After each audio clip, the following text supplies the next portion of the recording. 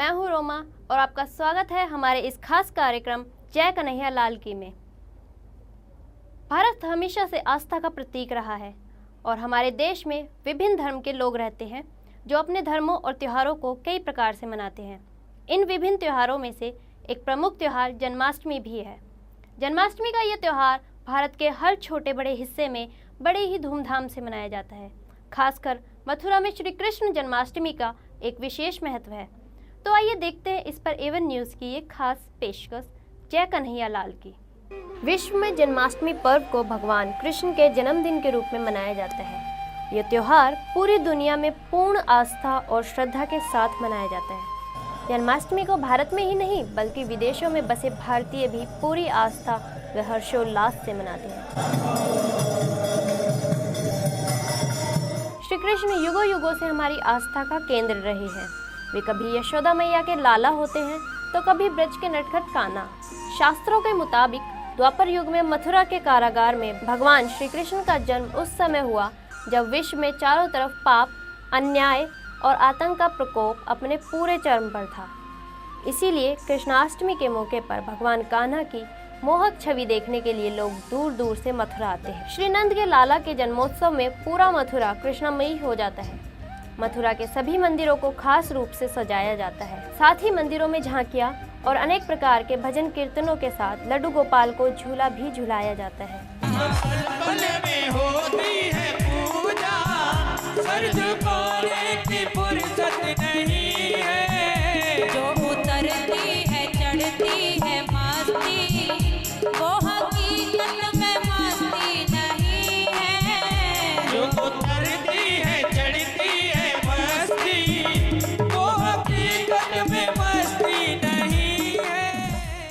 मान्यता है कि श्री कृष्ण का अवतार भाद्रपद माह यानी भादों के कृष्ण पक्ष की अष्टमी को मध्य रात्रि में मथुरा के जेल कारागार में हुआ, क्योंकि उनके जन्म से पहले हुई एक भविष्यवाणी ने कृष्ण के मामा राजा कंस को उसकी मृत्यु का कारण बता दिया, जिससे घबराकर राजा कंस ने कृष्ण की मां देवकी और पिता वासुदेव को जेल में कैद कर लिया।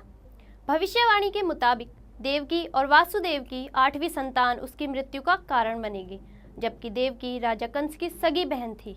राजा कंस ने देवकी की पैदा हुई पहली 7 संतानों को जन्म लेते ही मार डाला था। कृष्ण जन्म के समय घनघोर वर्षा हो रही थी, चारों तरफ अंधकार छाया हुआ था। श्री कृष्ण का जन्म होते ही वसुदेव देवकी की बेड़ियां खुल गई, कारागार के द्वार स्वयं ही खुल गए, पहरेदार गहरी नींद में सो गए। उसके बाद वसुदेव किसी तरह श्री कृष्ण को उफनती यमुना के पार गोकुल में अपने मित्र नंद गोपाल के घर ले गए। वहां पर नंद की पत्नी यशोदा को भी एक कन्या हुई थी।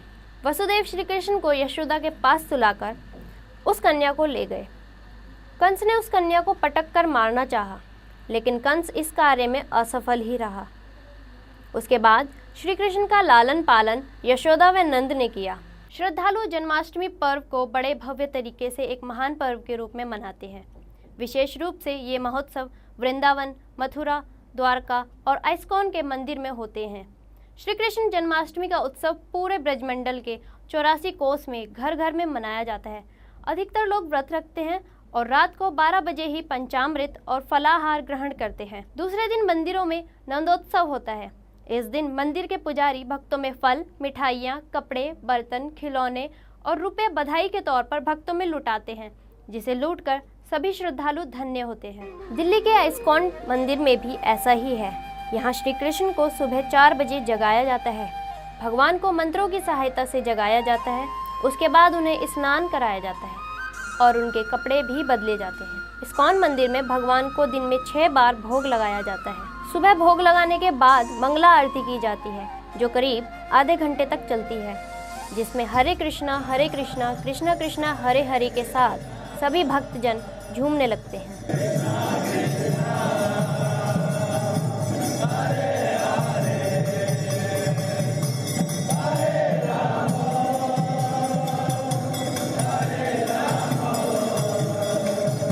एक और जहां वृंदावन मथुरा में कान्हा और लड्डू गोपाल की धूम होती है, तो वहीं महाराष्ट्र में ये उत्सव दही हांडी के रूप में मनाया जाता है।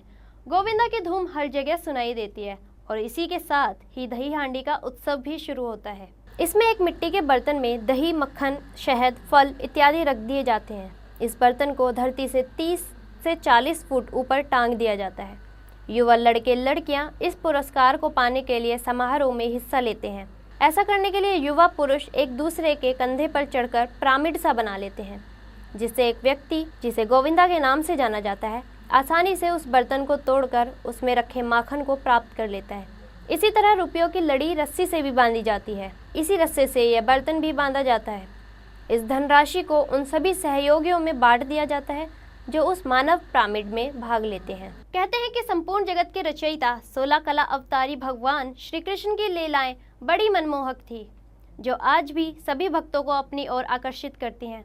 जग के पालनहार यशोदानंदन का बाल स्वरूप देखते ही बनता है, तभी तो भक्ति का रस कवि बिहारी जी ने भी वर्णन किया है। मोर मुकुट कटी काछनी, कर मुरली उर्माल, यही बानिक मोह मन बसो, सदा बिहारी लाल। हर भारतीय भागवत पुराण में लिखे हुए श्री कृष्ण अवतार की कथा से परिचित है।